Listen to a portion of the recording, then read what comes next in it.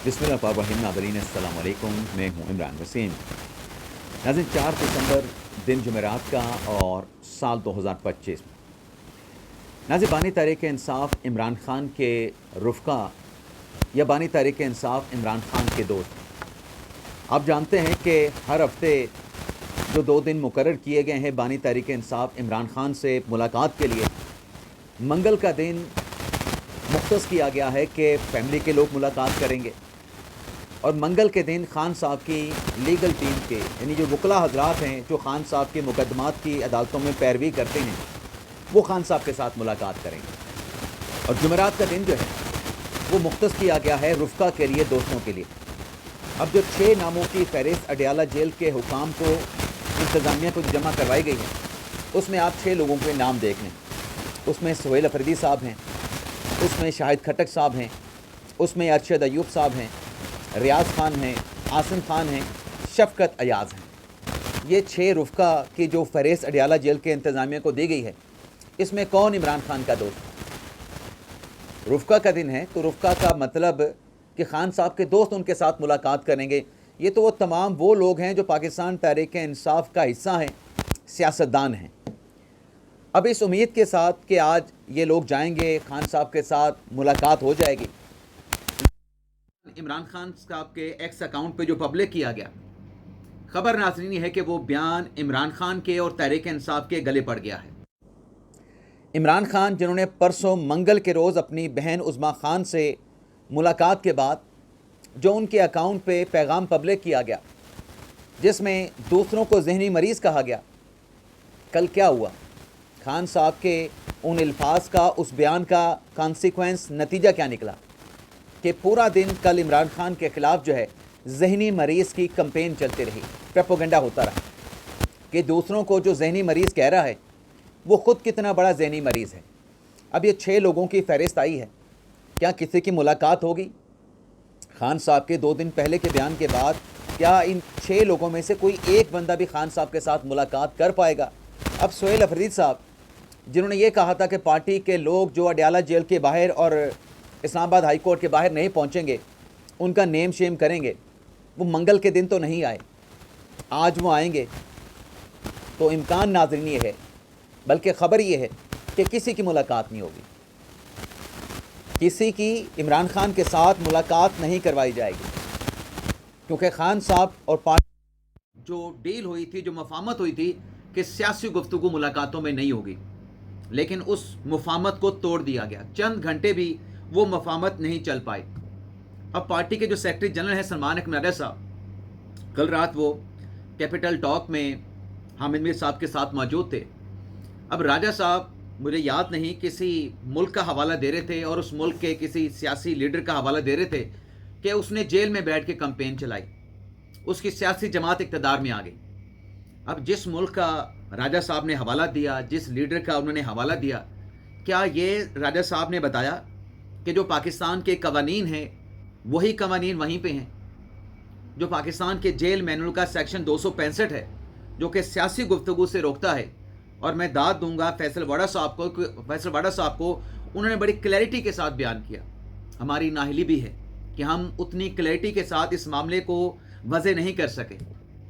वजाहत क्या की फैसल वाडा साहब ने कि फैमिली की मुलाकात होगी और निजी मुलाकात होगी ख़ान साहब की सेहत से मुतल्लिक कि आप कैसे हैं, उनकी देखभाल से मुतल्लिक। वकला हजरात जाएंगे, केस से मुतल्लिक बात करेंगे। दोस्त हजरात जाएंगे, वो भी उनकी सेहत से मुतल्लिक उनका हाल अहवाल पूछेंगे। सियासी गुफ्तगू की इजाज़त नहीं होगी। तो ये तो बड़ी क्लैरिटी के साथ फैसल वाडा साहब ने बयान कर दिया, लेकिन साथ में उन्होंने ये भी कह दिया कि जो सिलसिला इमरान खान साहब ने शुरू किया है, हमने बड़ी कोशिशें करके फैमिली की मुलाकात करवाई थी, लेकिन ख़ान साहब के एक्स पर जारी होने वाले बयान के बाद अब ये सियासी मुलाकातें बंद। और ऐसी की तैसी भी उन्होंने कह दी कि बदमाशी करेंगे तो डबल बदमाशी से जवाब मिलेगा। तो आज देखते हैं सुहेल अफरीदी साहब मुलाकात के लिए पहुंचेंगे तो वो किस किस का नेम शेम करते हैं। और मुलाकात जैसे फैसल वाडा साहब ने कहा किसी की नहीं होगी, तो क्या मुलाकात हो पाती है या मुलाकात नहीं हो पाती? अरे ख़ान साहब की जो पॉलिसी है ना कि मुज़ाहमत का बयानिया हमने लेके चलना है, हमने टकराव की पॉलिसी अडॉप्ट करनी है, ये ख़ान साहब ने पॉलिसी क्यों अडॉप्ट कर रखी है? इससे मुतल्लिक नाज़रीन آپ کو یاد ہوگا کہ جب خان صاحب کے خلاف عدم اعتماد کی تحریک کامیاب ہوئی تو عمران خان صاحب نے جنرل باجوہ کو پہلے نیوٹرل کہہ کے، پھر نیوٹرل کا جانور کے ساتھ موازنہ کر کے، پھر میر جعفر میر صادق کہہ کے جنرل باجوہ صاحب کو ٹارگٹ کرنا شروع کیا، اور اس کمپین میں، اس ٹکراؤ کی پالیسی میں کہیں جنرل فیض حمید کا نام نہیں ہوتا تھا۔ اب فیصل واڑہ صاحب نے یہ بھی کہہ دیا کہ فیض حمید صاحب کو سزا ہوگی 9 مئی کے کیس میں، کورٹ مارشل پروسیڈنگ میں عمران خان صاحب کا بھی کورٹ مارشل ہوگا، ان کا بھی ملٹری کورٹ میں ٹرائل ہوگا۔ لیکن ایک بات جو سامنے آئی ہے کہ خان صاحب کی یہ جو مزاحمت ہے نا، جو ٹکراؤ کی پالیسی ہے کہ چڑھائی کر دو، دباؤ میں لے کے آؤ، سامنے والے کو پریشر میں لے کے آؤ، یہ پالیسی عمران خان صاحب کی اس وقت تو کارگر رہی، یعنی کامیاب رہی، جب جنرل باجوہ آرمی چیف تھے۔ جنرل باجوہ نے عمران خان کے خلاف عدم اعتماد کی تحریک کامیاب ہونے کے بعد ملاقاتیں بھی کی عمران خان کے ساتھ، خفیہ ایوان صدر میں، اسلام آباد میں، کچھ اور جگہوں پر بھی، اور اس میں استفسار بھی کیا جنرل باجوہ نے کہ یہ آپ میر جعفر میر صادق کس کو کہتے ہیں؟ اب اس ملاقات میں خان صاحب کی جو ڈیمانڈ تھی کہ آپ پی ڈی ایم کی حکومت کو چلتا کریں، تو خان صاحب تو پہلے ہی صوبائی اسمبلی پنجاب خیبر پختونخوا تحلیل کر چکے تھے، تو کسی نے کیا کردار ادا کرنا تھا؟ بھئی آپ کا فیصلہ ہے، ہم کیا کر سکتے ہیں؟ تو خان صاحب کا وہ جو دباؤ تھا، جو ٹکراؤ کی پالیسی یا مذمت کا بیانیہ تھا، وہ دباؤ جنرل باجوہ نے محسوس کیا، اور اس پر عمار سولنگی صاحب، جو کہ اب منیب فاروق صاحب نے بڑی کلیئرٹی کے ساتھ کہہ دیا ہے کہ ان کے دوستوں کا اکاؤنٹ ہے، اپارا کا اکاؤنٹ ہے، تو عمار سولنگی صاحب نے کہا کہ جو دباؤ عمران خان صاحب جو ہیں جنرل باجوہ پہ ڈالنے کی پالیسی انہوں نے اختیار کی تھی 2022 میں، وہی پالیسی عمران خان صاحب نے حافظ عاصم منیر پر بھی اڈاپٹ کر رکھی ہے، اس کا نفاذ کر رکھا ہے کہ جنرل باجوہ کے بعد عاصم منیر کو بھی ہم نے ایسے دباؤ میں لے کے آنا ہے۔ لیکن عمار سولنگی صاحب نے کہا کہ یہ عمران خان صاحب کی غلط فہمی ہے، جو فیبرک یا جو سٹف جنرل باجوہ کا تھا عاصم منیر صاحب کے حوالے سے، یہ عمران خان صاحب کی غلط فہمی ہے۔ جتنا ان کے خلاف اس قسم کی ٹکراؤ کی پالیسی رکھیں گے عاصم منیر صاحب جو ہیں اتنے زیادہ سخت ہوں گے۔ تو خان صاحب یہ بھول جائیں، تحریک انصاف یہ بھول جائیں کہ اگر وہ اس قسم کی ٹکراؤ اور مزاحمت کے بیانیے سے موجودہ جو ملٹری قیادت ہے اسے دباؤ میں لے کے آئیں گے۔ اب سوال یہ ہے کہ موجودہ ملٹری قیادت دباؤ میں کیوں نہیں آ رہی، پریشر کیوں نہیں لے رہی؟ ناظرین، ادارے کی سطح پہ یہ فیصلہ ہے۔ جب خان صاحب کی بیساکھیاں خان صاحب کے کندھوں کے نیچے سے نکالی گئیں، اس وقت بھی ادارے کا فیصلہ تھا کہ خان صاحب کا اقتدار میں رہنا ملک کی سالمیت، خود مختاری، ملک کے مستقبل کے لیے خوفناک اور خطرناک ہے۔ اور اب بھی ادارے پہ یہ سوچ موجود ہے کہ عمران خان صاحب جو ہیں، ان کی جو پالیسیاں ہیں، ان کی جو سیاست ہے، وہ پاکستان کو آگے لے جانے کی بجائے پاکستان کو پیچھے دھکیل رہی ہیں۔ وہ پاکستان کو فائدہ دینے کی بجائے اس سے پاکستان کو نقصان ہو رہا ہے۔ تو باجوہ صاحب کو تو ادارے سے اس وقت اتنی سپورٹ نہیں تھی، جو خان صاحب کا پریشر تھا وہی لے کے آئے تھے نا، جیسے کیسے لے کے آئے تھے جنرل باجوہ صاحب لے کے آئے تھے نا۔ لیکن یہاں پہ وہ صورتحال نہیں ہے، یہاں پہ صورتحال بہت مختلف ہے۔ ادارے میں جو سوچ پائی جاتی ہے، اور وہ سوچ کیا ہے؟ وہ سوچ ہے پاکستان کی، پاکستان کے مستقبل کی، پاکستان کو اسٹرینتھن کرنے کی، پاکستان کو جو بے یقینی، غیر یقینی اور عدم استحکام کی جو سوچ ہے، اس کے خاتمے کی سوچ ہے ادارے کی۔ تو عاصم منیر صاحب جو ہیں وہ اس پریشر میں آنے والے نہیں ہیں، عمار سولنگی صاحب کے ٹویٹ کے مطابق۔ لیکن ناظرین، جو ڈالر کماؤ پالیسی ہے، جس میں باہر بیٹھے جو یوٹیوبر ہیں، جو روز کوئی نیا بیانیہ بنا کے قومی سلامتی کے اداروں کو، ان کے سربراہان کو ٹارگٹ کرتے ہیں۔ اب آپ دیکھیں کہ فواد چودھری صاحب نے ایک ٹویٹ کر کے یہ بتایا ہے کہ جو اس قسم کے لوگ باہر بیٹھے ہیں جو صرف ڈالر کما رہے ہیں، فواد چودھری صاحب نے ایگزیکٹلی یہ کہا کہ ان لوگوں کو عقل ہے ہی نہیں، یہ عقل کی بات نہیں کرتے، اور ان کا کام صرف یہ ہے کہ تیلی کے ساتھ آگ لگانا ہے، اور یہ ڈالر کے عوض عمران خان کو جو ہے نقصان پہنچا رہے ہیں، عمران خان کے لیے نقصان دہ ثابت ہو رہے ہیں۔ اب یہ فواد چودھری صاحب نے کسی کا نام نہیں لیا، لیکن ہم صرف شہباز گل کی بات کر لیتے ہیں۔ शहबाज गिल साहब का एक जो व्लॉग है वो 3.5 लाख, 4 लाख, 4.5 लाख, यानी 3 लाख से ऊपर लोग देखते हैं। अब उसमें एक व्लॉग की आमदन कितनी है? एक अंदाजे के मुताबिक 700 से 1000 डॉलर। और दिन की अगर आप 2 से 3 वीडियो करें तो आपको 2 से 3000 डॉलर आप डेली कमा रहे हैं, यानी माहाना 60,000 से 90,000 dollar.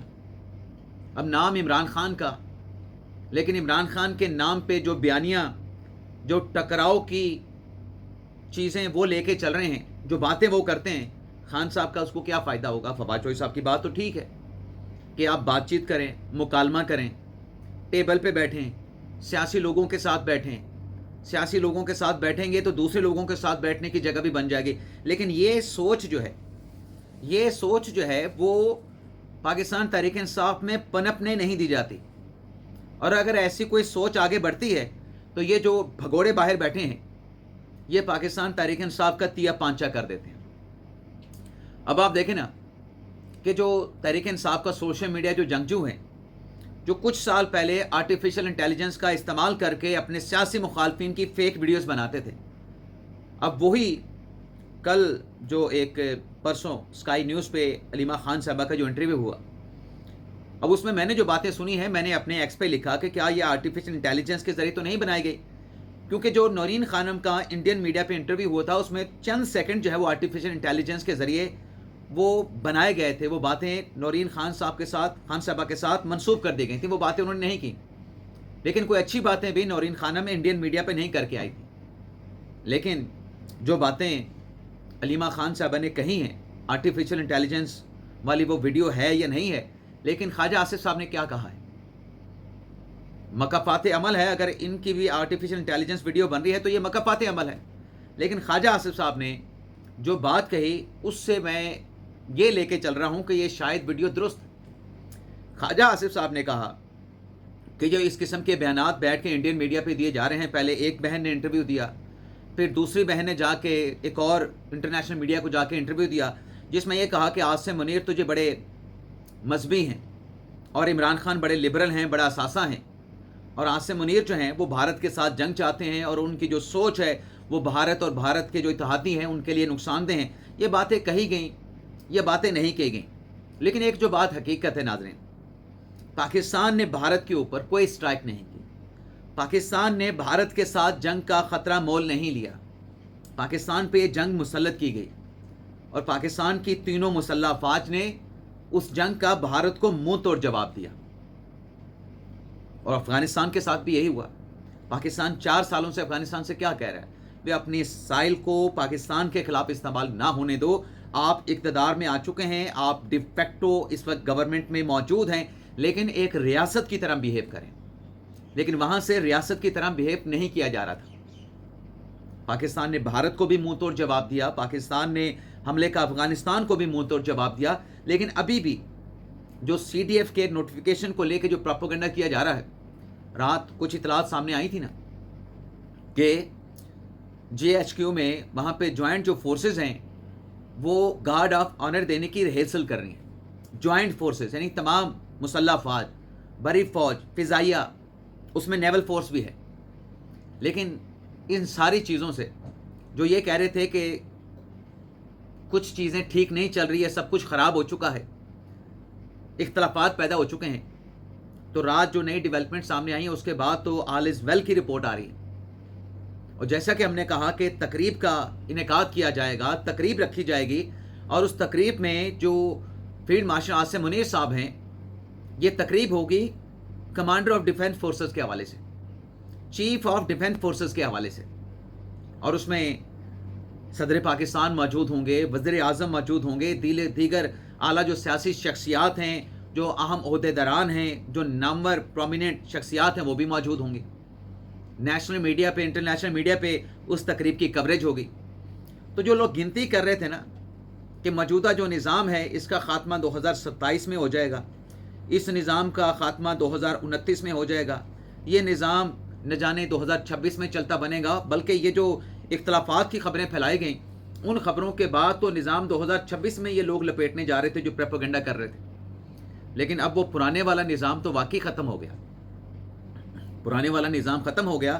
Chief of defence forces یا کمانڈر آف ڈیفینس فورسز کے عہدے کی جب تقریب منعقد ہوگی اور وہاں پہ جب تمام شخصیات موجود ہوں گے، کیونکہ یہ تاریخی ایک عہدہ کریٹ کیا گیا ہے، تاریخی یہ اقدام ہوگا، تاریخی یہ تقریب ہوگی، تو اس دن سے نئی گنتی کا آغاز ہوگا.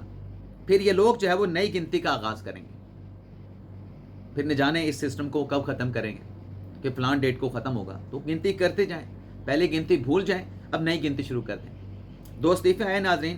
ایک تو وزیر اعظم کے معاون خصوصی بلال ثاقب صاحب نے اپنے عہدے سے استعفیٰ دے دیا ہے معاون خصوصی سے، اور اس کی وجہ یہ ہے کہ وہ ریگولیٹری اتھارٹی کرپٹو سے متعلق اس کے سربراہ بھی تھے، 2 عہدے ایک ساتھ نہیں رکھ سکتے تھے. اور ایک لاہور کی ماتحت عدلیہ سے ایک جج صاحب نے 26ویں اور 27ویں آئینی ترمیم کو جواز بنا کے استعفیٰ دیا ہے. 26ویں آئینی ترمیم تو 1 سال پہلے پاس ہوئی تھی، اب کیوں استعفیٰ دیا گیا؟ اجازت چاہتے ہیں ناظرین، اللہ حافظ.